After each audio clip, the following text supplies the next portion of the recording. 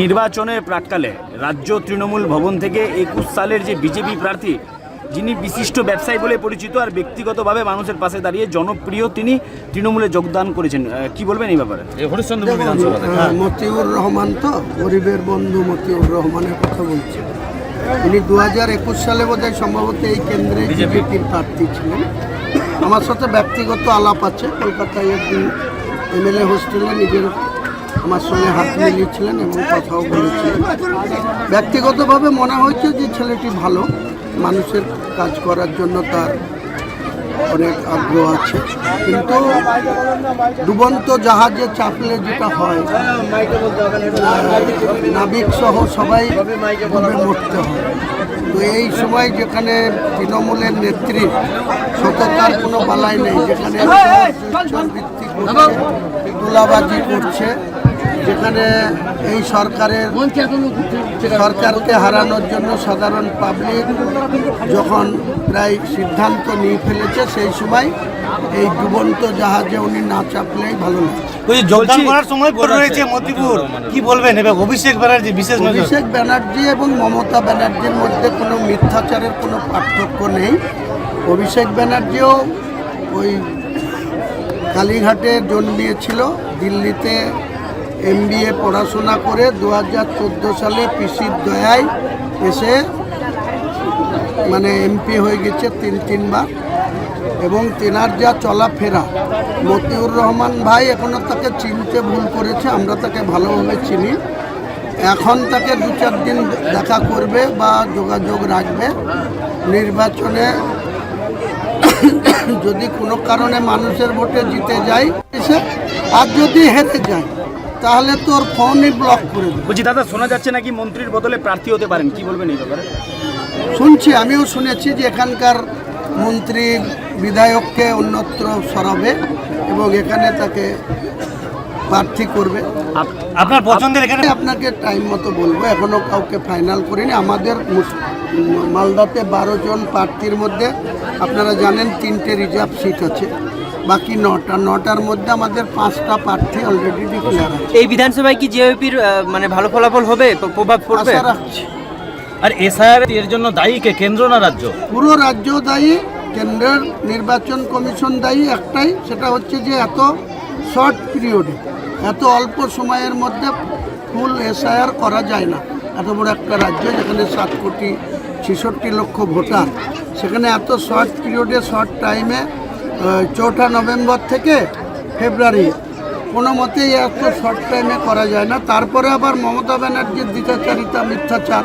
প্রথম থেকে বললে আমি এসআইআর মানছি না, মানব না, পরে এসআইআরের ঠিক অযোগ্য লোকদের নিয়োগ করে দিল, যাতে BLO হিসাবে ব্লক লেভেলের, বুথ লেভেলের অফিসার, তারা কেউ কম্পিউটারের জানে না।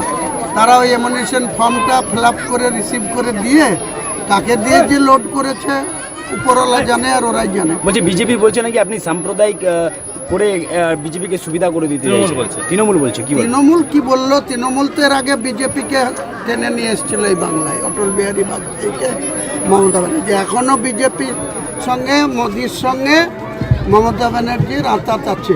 তা নাহলে অভিষেকের একটা কেসে ওর যে কোম্পানিতে দুর্নীতি, যে অন্য উপায়ে যে টাকা কামিয়েছে, তার জন্য 73 জায়গায় ওর চার্জশিটের নাম আছে। কেন সে অ্যারেস্ট হয় না? কেন পার্থ চট্টোপাধ্যায়ের বান্ধবী অর্পিতার বাড়ি থেকে 50 কোটি পাওয়ার পরেও, 3 কিলো সোনা পাওয়ার পরেও তার সাজা হয় না? CBI, ED তাকে গ্রেপ্তার করার পর এখনও তারা জামিন পায় কী করে? জ্যোতিপ্রিয় মল্লিক জামিন পায় কী করে? অনুব্রত মণ্ডল মাছের ব্যবসা করতো, মাছের কাঁটা করতো মালিকদের, ওই সকালবেলায় উঠে মাছের আড়তে আর বেঞ্চিতে ঘুমাতো। সেই অনুব্রত মণ্ডলের এত টাকা কোথা থেকে হয়, কোন ব্যবসা থেকে? তাহলে তাদের বিরুদ্ধে এখনও সাজা কেন? কেন্দ্র সরকারের ইডিরা, CBI, NIA এত তদন্ত, তার সফলতা কত %? তাহলে মমতা ব্যানার্জির সঙ্গে বিজেপির আঁতাত আছে। আমি যেহেতু তার গলার কাটা হয়ে গেছে, এখন এসব আর কিছু পাচ্ছে না। এখন হুমায়ুন কবির বি টিম। আপনাকে মঞ্চ থেকে বলতে দেখা গেল যে মন্দিরের কোনো প্রসাদ খাবেন না, এমনটাই নিদান দিলেন। কি বলবেন এই ব্যাপারে? কোনো মুসলমান যদি আমার কথা না শুনে কোনো পুজো মণ্ডপের যদি প্রসাদ খায়, সে মুসলমান থাকবে না। তাহলে কি হিন্দুদের ভোট নেবেন না আপনি? হিন্দুদের ভোট নেওয়ার সাথে আর কি আছে? আমি কি হিন্দুদেরকে বলবো যে আমি যেটা পছন্দ করি, আমাদের যেটা গোমাংস, সেটা কোনো হিন্দুকে আমি জোর করব? তাহলে কেন মমতা ব্যানার্জি অধিকার পায় কি করে যে প্রসাদ খাওয়াতে মুসলমানদেরকে? সে হিম্মত কোথা থেকে পায় মমতা ব্যানার্জি? আমি তো কোনো অমুসলিমের বিরোধী না, কোনো হিন্দুর বিরোধী না, কিন্তু মমতা ব্যানার্জি সরকারি টাকায় 282 কোটি টাকা খরচ করে 100 বিঘি জায়গায় ওই পুরীর জগন্নাথ মন্দিরকে এখানে নিয়ে এসে জগন্নাথ ধাম করে যাদের হাতে তুলেছে তারা RSS এর নেতা, তাদের হাতে তুলে দিয়েছে। সেখানে আপনার আমার সকলের টাকা আছে। কোনো সরকারি টাকায় মসজিদ তো করতে পারে না। আমাদের মসজিদ তো কোনো অমুসলিমের টাকায়, কোনো অপবিত্র অস্বচ্ছ পয়সায় মসজিদই হবে না। সেখানে নামাজে আল্লাহ গ্রহণ করবে না, ইবাদতই আল্লাহ গ্রহণ করবে।